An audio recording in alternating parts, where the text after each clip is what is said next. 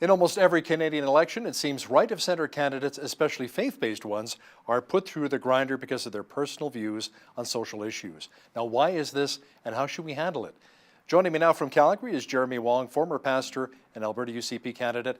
Jeremy, you ran in the past provincial election here in Alberta as the UCP candidate and the hotly contested Mountain View riding against some pretty big names too. NDP Cabinet Minister Kathleen Ganley, Alberta Liberal leader David Kahn, narrowly losing to the NDP. Now, you were given kind of a rough ride in the media because of some of your personal faith beliefs dredged up from past sermons and social media.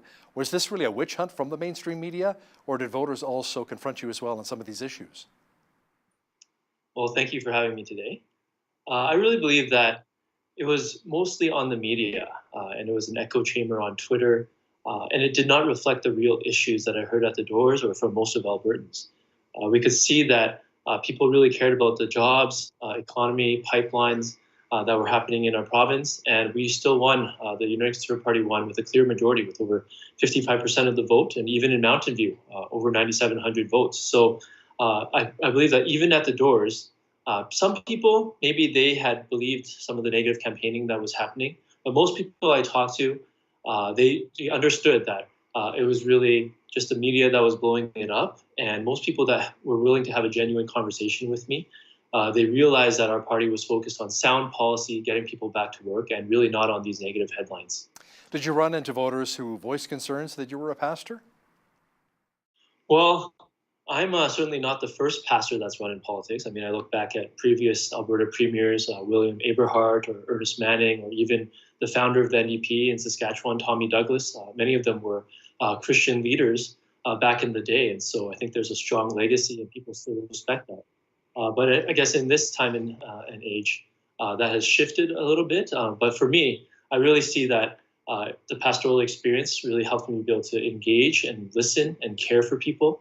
And I also feel that I have a multi-dimensional background. I have a master's in public policy. I've been involved with the party and the constituency level. I volunteer for the policy development process. So it was really a multi-dimensional background that I brought to the table. Now, most political parties say they are big tent parties. Jason Kenney seemed to allow it. But I'm seeing a number of leaders directly saying that they would not welcome anyone with traditional social conservative values. Do you think this trend will continue? Well, I hope that all political parties will be open to members of all backgrounds and religions. Religious freedom is something that is very important to preserve in Canada. And I'm concerned that any political party would discriminate based on any particular religion or beliefs. And I think it's important to build mutual understanding instead of this fear-mongering based on certain religions. Jeremy, the UCP was accused of having racist tendencies. As a person from a visible minority background, what was your experience like? As a visible minority, as a Chinese Canadian, I felt that our party really supported diversity. We had a very diverse slate of candidates. And I really see that some of the racist comments were really taken really out of context that the NDP were accusing us of, especially in our riding. The candidate before me, Caitlin Ford, I know her personally, and I don't believe that any of those comments were true and that she was racist in any way. And I really think that that was just the NDP producing fake news. Now, if a Christian wants to be a politician, how do you really present yourself without compromising and yet representing people with non-Christian views? I think that politicians really need to represent the constituency that they're serving. There's a responsibility to listening to the concerns of the people, not just a specific voter base or demographic or a particular religious group.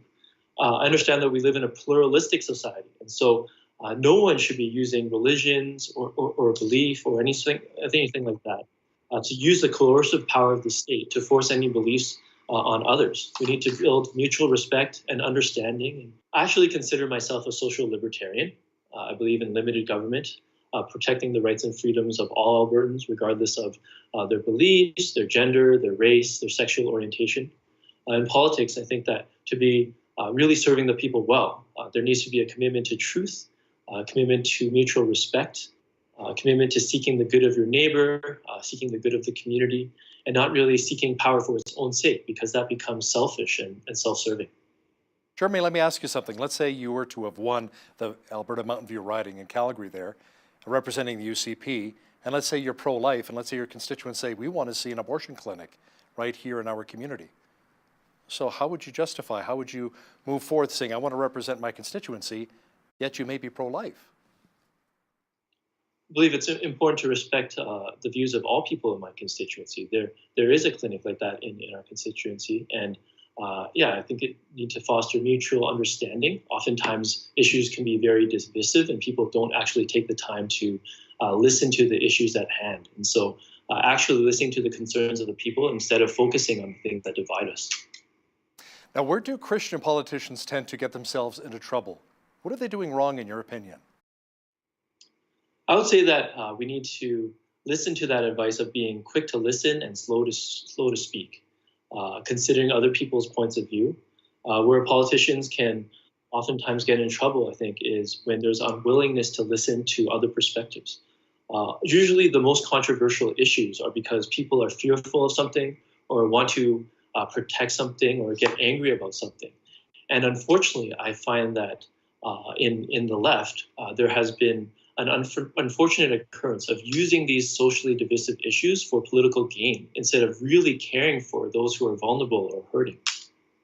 How about advice to faith-based politicians who use social media quite a bit, like Twitter, Instagram, and Facebook?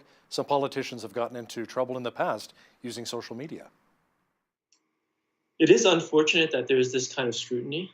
I see that there is a lack of grace in politics and in media. There's really, the truth is that no one is perfect. And if you have to really clean out your whole history and be fearful of any sort of post or any sort of dialogue, then that's really unfortunate because things can become so mischaracterized, can become taken out of context. So I think that we need to understand that we're all human, that nobody is perfect, and that really it's human beings that are running for politics. And especially for young people, there needs to be wisdom on what to post and what to not post because it could really affect the future of what they're trying to engage in. Now, you were criticized for a past sermon in which a Bible verse was read on wives being submissive to their husbands. Well, about 2/3 of Canadians say they adhere to the Christian faith to some degree, and the scripture is commonly read in many, many churches. So why was this such a huge issue? Well, in the sermon you're referring to, it was actually a Mother's Day sermon about honoring the roles of mothers and women in our lives. I was discussing parenthood and marriage, and the text I was reading from was Ephesians 5, 21 to 33. And so in that passage, it talks about mutual submission to God, mutual submission to one another out of love and respect in marriage. And really, I think that it was completely a false portrayal of the sermon. They were calling me a misogynist based on taking a soundbite, a 1-minute soundbite out of a 40-minute sermon, taken completely out of context. And so, unfortunately, this was consistent with NDP's strategy in this election to use negative and false personal attacks against many USP candidates. And when I reflect, I'm proud to be part of a party that actually advocates for the respect and protection of women. We have policies on our platform that protect women against domestic violence, against human trafficking. And so we have really great policies that are for advocating for women. So how much does media coverage really influence voter preference? What are your thoughts? I believe that media coverage can influence voter preference, but voters are becoming more and more skeptical of media because of biases and fake news. So I think that politicians, media, consumers of media, we all need to take time to discern what is true and what is false and really be committed to truth instead of reading this certain headline, but then when you actually read onwards, that headline is completely not true. And so we have to be more discerning and really digging deeper to see who we're voting for. As a journalist myself, I always try to find both sides of every issue, every story. And I've been in the industry now for just over 30 years. But how often do you find with mainstream media that often only one side of a story is being told? Yeah, I totally agree with that. And unfortunately, there's more and more bias in media and the quality of reporting. We need to really go back to the facts and do our research. So how often should we respond as people of faith? Should we remain silent, or is it okay to share our viewpoint on many of these contentious issues? I believe we need to use wisdom in what we share. We need to be respectful, and we can be vocal, but realize that there's a plurality of views, and we can share in a way that creates dialogue and creates a conversation rather than division. Because I think that there's more things that we could actually agree upon than disagree. Now, have you decided yet whether or not you'll take another shot at politics in the future at some point? Well, it was an incredible experience. I'm very thankful for all the people I met at the doors, thousands of people on my volunteer team. So I remain committed and passionate about politics, but I have to see what opportunities come in the future, and I would be excited if the opportunity arose. So, Jeremy, what was the biggest thing you learned on this journey, this political journey here? Uh, the biggest thing I learned was probably that we're all neighbors. We're all Calgarians or Edmontonians or Albertans. And really, at the end of the day, no matter who we voted for, no matter what lawn sign we put on our lawns during the election period, we're all in it together. We're all fellow citizens, really seeking the good of this province. So at the end of the day, it's really how do we have dialogue? How do we have mutual respect, commitment to truth, and really seek the good of this province together? What do you think has to change for Edmonton to become a little more Tory blue? It's pretty orange right now, while the rest of the province is a nice shade of blue.